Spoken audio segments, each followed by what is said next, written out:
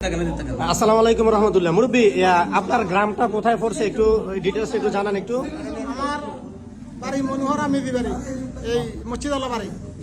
আমি মসজিদের সহসভাপতি। আমার নাম আব্দুল মোমিন। আচ্ছা, আপনাদের এখানে একজন ইমাম সাহেব, এই ইমাম সাহেব আজকে এখানে কতদিন যাবত এখানে চাকরি করতেছেন উনি? তিন মাস হবে। 3.5 মাস হবে না? আচ্ছা, ওনার এখন কার্যক্রম গুলা আপনারা তো দেখছেন এতদিন ধরে, এখানের কার্যক্রম গুলা ওনার আপনাদের থেকে কেমন লাগলো? এতদিন তো আমরা তো জানি না, আমরা হচ্ছি মূর্খ মানুষ, সাধারণ মানুষ। মানুষের নামাজ পড়ি, ওনার খতবা দিচ্ছে, নামাজ পড়াচ্ছে, আমরা নামাজ পড়তে আছি। কিন্তু আমরা শেষ পর্যন্ত আমার একটা বাতিজা, এখন আমাদের সন্তান এখানে আসছে।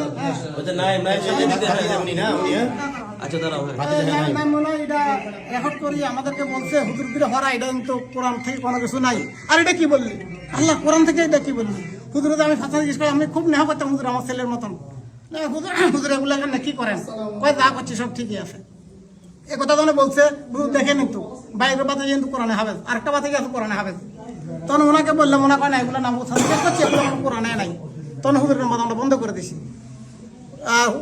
গতকালকের আগের দিন উনি নামাজে তো উঠছে, আমি ওনাকে বসাই, ওনাকে দিয়ে নামাজ চালু করে দিছি।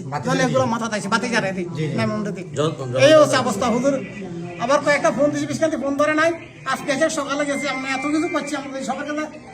ভাতিজা আপনাদের রুবেল, ওনা বলছে আমরা ভুল স্বীকার করেন, যে আমরা ওনার বাড়েছি সকালবেলা, ওনার ভুল স্বীকার করেন, আমাদের সব ঠিক আছে। আবার বারবার বলেছে আমরা যদি অন্যায় করি তখন ভুল স্বীকার করেন, আপনারা আমরা যে কোনো একটা ব্যবস্থা করি। ওনার ভুল স্বীকার রাজি নয়।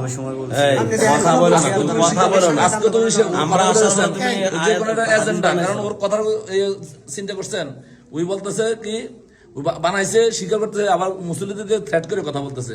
তার মানে কি ওই কোন একটা জিনিস এজেন্ডা ওরা শক্তভাবে তৈরি করা হয়েছে, ঠিক আছে?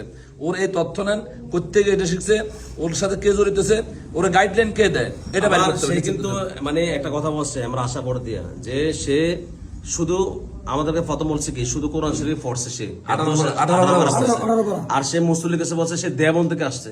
আমরা যখন তার খুতবা জিজ্ঞাসা করছি, সে দেখে কিন্তু পড়তে পারে নাই।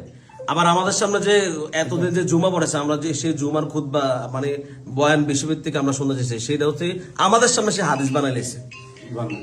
কত ভয়ঙ্কর চক্র এই খতবাটা হলো তো নানা বলছেন। হ্যাঁ, কোরআন শরীফ পড়তে পারে সে। আর একটা বিষয় হচ্ছে কি, সে দাবি করছে কিন্তু 18 বার পড়ছে, কিন্তু সে কিন্তু কোরআন শরীফ দেখে পড়তে পারে না। এই সবাই আমরা এখানে উপস্থিত আছি, আমরা বলছি খতবাটা হলো এটা আমরা 12 সাদ্দার খতবা আমি বলছি। তো আমাদের মাদ্রাসা বলছে, মাদ্রাসা ওখানে এত টাকা বইছে, এই খতবাটা করেন। কয় না আমি খতবা লাগবে না, এমনি হইতে পারি। তো কি ফরে এটা আল্লাহ ভালো জানা, জানে মূর্খ মানুষ নিজে বানায় নিজে হরে পরিস্থিতি।